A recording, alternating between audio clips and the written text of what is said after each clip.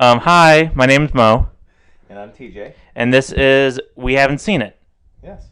a podcast about two white people, Communication majors. communication majors, becoming major podcast influencers and taking over the world. Exactly. That's right. Yes. Okay, not really. We're not really that, no. Get on the ground floor while you can. Exactly. We are the next big thing. Comedy Bang Bang. Each of Scott Ackman. Okay. No, we are two friends who have decided to watch a bunch of movies together. Yep. Because we want to be the smartest people in the world, and as you know, And naturally, we wanted to make a podcast about exactly. Because those who know, yeah. Yeah. People who watch all the movies in the world are definitely the smartest people in the world. And that is our goal. By the end of this podcast, we will have each seen every movie that has ever been released. Yes. I think that's a pretty realistic Exactly. goal, don't you? Yeah. I think it is, yeah. And also TV shows and web videos that we want to watch Sure. and show people. That Definitely. works. Absolutely. Definitely works. Okay, so like I said, this podcast, I just explained the rules to this podcast, actually. The rules to this podcast is very simple. If we both have not seen a movie, that counts. That means you can watch that movie, review it, and talk about it. If one of us has seen the movie but the other one hasn't, then we can also talk about it. Yep. But if both of us have seen the movie, doesn't matter how long it was ago. If we forgot it, if we've seen it, we cannot watch it. Yep. And that's it. That's all this podcast is about. Just two dudes hanging out. So yeah, each week we'll select 3 movies that we know the other has not seen. Yeah. And so a total we'll have 6 movies, and we will spin a wonderful little wheel that will tell us what movie we'll be watching for the next week's show. Yes. Yes. So yeah, rules are pretty simple. We'll watch that movie and then record a brief review and about it, talk about the things that stuck out to us, and basically just free ball about it. And then at the end of the show, we'll determine, are we glad that we have now seen this movie? Yeah. And then at the end of, once we've seen all the movies that we have on our list, we will then rank all the movies to see which one is the best. Yeah, why not? Yeah, why not? Yeah. Let's So do it. without any further ado, Michael, you want to introduce your 3 choices? Yes, I do, TJ. Thank you very much. My first movie is called Night of the Hunter, released in 1955, starring Robert Mitchum from Cape Fear and El Dorado, Sully Winters from Diary of Anne Frank and Lolita, and Lillian Gish of Birth of a Nation, the most famous movie star ever, because she's like the first one. Birth of a fucking nation. Lillian Gish from Birth of a Nation, the first movie ever made. Directed by Charles Laughton, written by James Agee, based on the book of the same name by Davis Grubb. The plot of this film is very simple. A religious fanatic marries a gullible widow whose young children are reluctant to tell him where the real daddy hid $10,000 that he's stolen in a robbery. Yes. Interesting. Very exciting, very exciting. Okay, so this movie is very famous. Like, it's one of those movies considered the greatest of all time, but nobody really heard of it. Yeah, I think AFI ranked it like number 2. No, I think Front Cinema Magazine ranked it number 2 right before. Like, number 1 Citizen Kane, number 2 was this movie. What do the French know about cinema? I know, really. Have they ever They been just love Jerry Lewis and Alfred Hitchcock. That's the only movies they watch. They love Jerry Lewis, don't they? I actually love Jerry They're right Lewis. to love Jerry Lewis, so he's We're probably gonna watch some Jerry Lewis movies. Because I haven't seen all of Hey, them. the day the clown cried is due to come out in a few years. My goodness. That's a special episode. If they, Yeah, it's I don't gonna even have to be. care. We're gonna watch that movie and we're gonna talk about it on this Oh, podcast. that's gonna be a rough We've been one. waiting for that for years. Any fun facts about this movie? Yes. Robert Mitchum was drunk a lot during the filming, and one time he got very mad and he peed on one of the producer's car. Oh, fantastic. Yes. And this is the only movie directed by Charles Laughton, the only one, because when it came out, it was not a hit. It wasn't commercially or critically successful. But then, like, after time, critics started watching it, and then it gained a cult following, and then it became widely acclaimed. Sure. Yeah. Sure.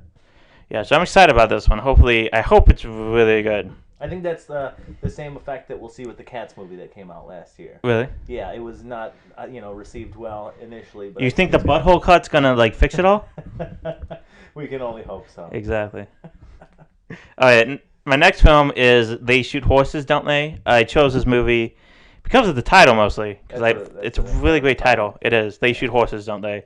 Released in 1969, starring Jane Fonda from Barbella and Old Ringo, Michael Sarrazin, Susan York, my favorite actor of all time, Red Buttons, because of his name. I've no idea what else Red Buttons is. I feel like one week I should just do a Red Buttons week and just like, find all Red Buttons filmography. Bruce Dern from Coming Home and The Burbs, Bonnie Bedelia, and Gig Young. Just directed by the great Sidney Pollack, who I want to see more of his films. That's great. Written by Robert Thomas and James Poe, based on the book of the same name by Horace McCoy. The plot of this film is like the lives of desperate groups of contestants intertwine in an inhumanely grueling dance marathon. Which, once again, I don't think this was a dance marathon because I watched clips of this movie. Because I haven't seen it, but I've seen a clip. Okay. And like the clip is just them running around like actual horses, like in a track. And like, they didn't shoot them, did they? They may have. I don't know, but we'll find out once we watch that movie. When we watch it, okay. Fun facts about this movie: the film was shown in public in Russia as a piece of anti-American propaganda on the evils of capitalism. Yeah, which we probably will agree. We're gonna be like, yeah, this is terrible. Like, you should not be doing this. This is bad. And also, it holds the record for the movie with the most Academy Award nominations without nomination for Best Picture. 9 total.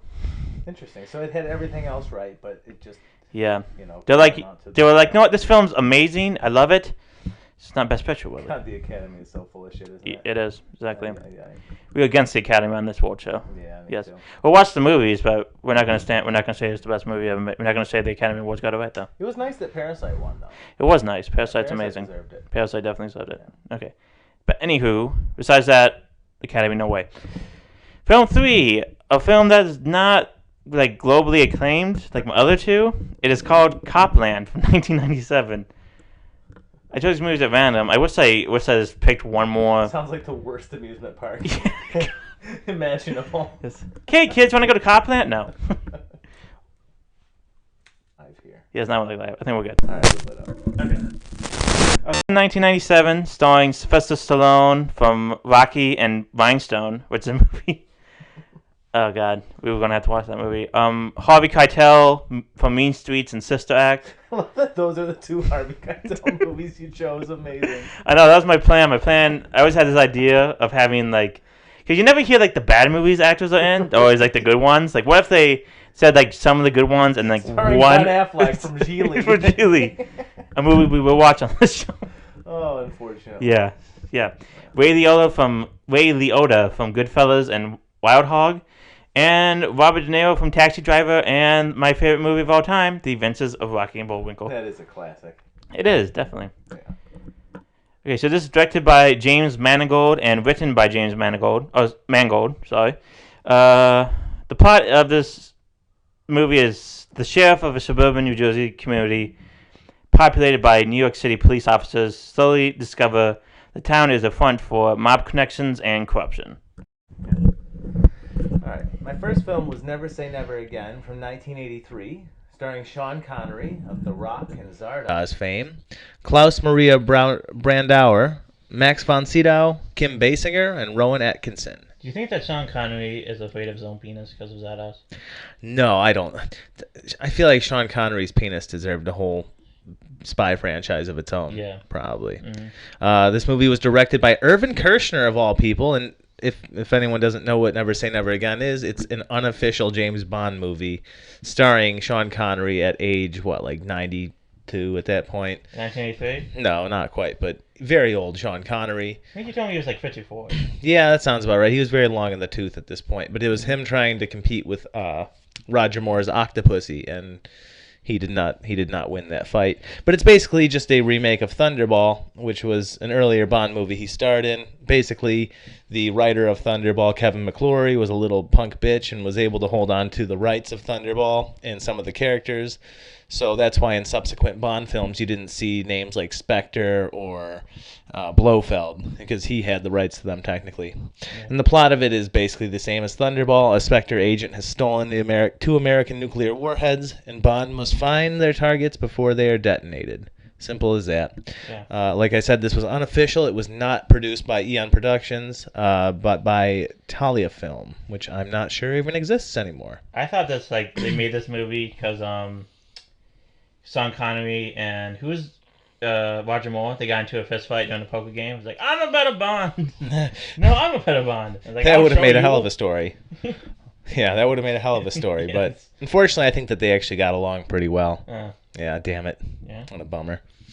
My next film is Captain America, and not the one you're hoping for. This is Captain America from 1990, and it was released more or less straight to video. It stars Matt Salinger as Captain America, Steve Rogers, Ronnie Cox, Scott Paulin, and Ned Beatty of Deliverance fame. Hey, Yeah. The movie was directed by Albert Pyun, and if you don't know that name, that's totally understandable.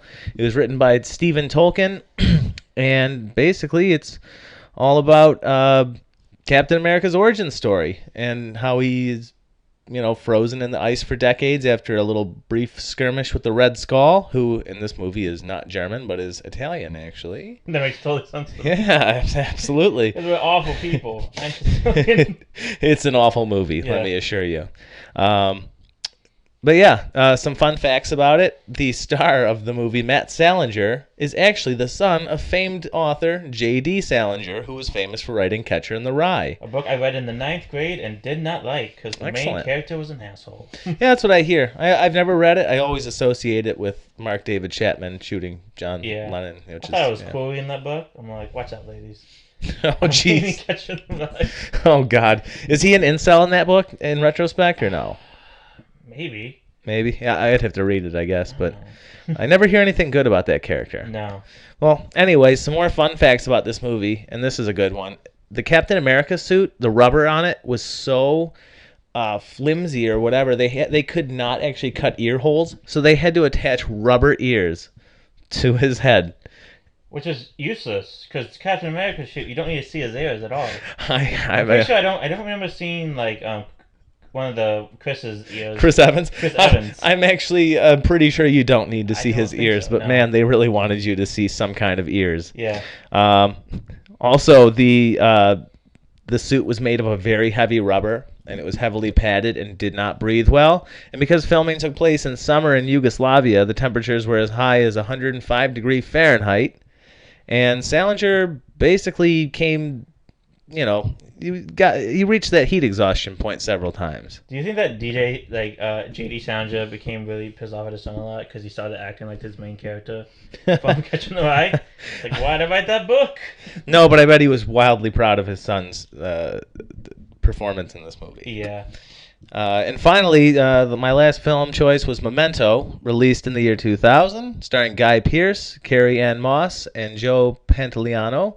It was directed and written by Christopher Nolan and based off a short story written by his brother, I believe Jonathan Nolan? I probably should have looked that up. I still think his name's Christopher. I believe the whole Christopher clan are named Christopher. That makes sense. What if each of the Christopher Nolan movies is actually directed by a different sibling that has that name, Christopher Nolan? Yes. That'd be something No, that was else. my sister, Christopher Nolan, directed Batman. I directed the second Batman, and then my other brother, Christopher. God, I'm so sick of my brother Christopher taking all my credit Yeah. for The Dark Knight. But anyway, the plot of this one's simple. A man with short-term memory loss attempts to track down his wife's murderer. Simple as that. Yeah. There's So, one yeah. of the movies that like everybody knows about. It's like Sixth Sense. Like I know what happens, but I've never actually seen it, so I'm excited to see what happened. Well, yeah, I'd like to hear that. Fun fact, the medical condition experienced by Leonard in this movie is actually a real condition called anterograde amnesia, the inability to form new memories after damage to the hippocampus. During the 1950s, doctors treated some forms of epilepsy by removing parts of the temporal lobe, resulting in the same memory problems. Don't you love old science and old medical procedures? Yeah, I love it. Oh, my goodness. It's great. Yeah. I kind of wish they discovered like mind control back in the 50s. Like, what if it's just worth it? What if we got it now? I hate going off on this tangent, but I'm a huge fan of the MK Ultra stuff because it's the supreme irony of the CIA trying to use hallucinogenic drugs to control people's mind, and in consequence actually started the whole hippie movement, which asked people to question authority. Yeah. I think that's the funniest case of the government tripping over its own ding-a-ling ever. It's the funniest thing to me. Mm-hmm. But anyway, so we have those 6 movies that we will now spin a wheel, Yes. an actual wheel that we A have. magical wheel that I found in the force one day. Yep. And it will tell us which movie we'll be watching and reviewing first. Yep. Okay, like I said, the 6 movies that we have are Night of the Hunter, They shoot horses, They don't shoot they? horses, don't they? Copland. Captain America. Captain America 1990. Yep. Never Say Never Again. And Memento. Yep. Okay, let's spin the wheel. See what we got. And here we go. Night of the Hunter. Night of the That'd be Hunter. the first movie. we've ever Exciting. watched. This is the glory moment of this podcast. In 15 years, when we run the podcast industry, people are gonna be like, "This is the first thing that started it all. Yep. This is it." Yep. And you will probably remember exactly where you were and what you were doing while you were listening to this podcast. Yes, most likely on the toilet wiping your own asshole. Yep. And you know what? We're glad to have you along for the ride. Exactly. So yeah, so basically that's about it for this one, right? Yeah, that's it. So see you next episode when we review Night of the Hunter. So I'm Mo, And I'm TJ. and this is We Haven't Seen It. See ya. Later. Bye.